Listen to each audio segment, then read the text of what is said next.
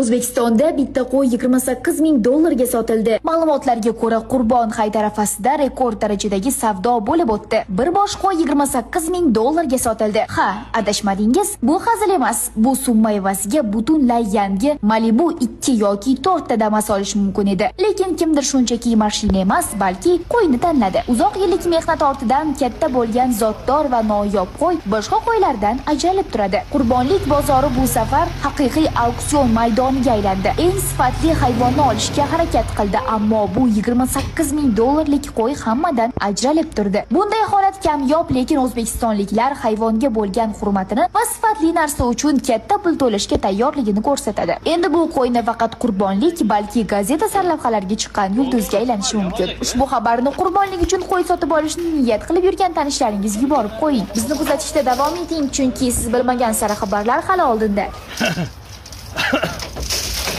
Hoppa. Canavar. Canavar. Yürüyenler.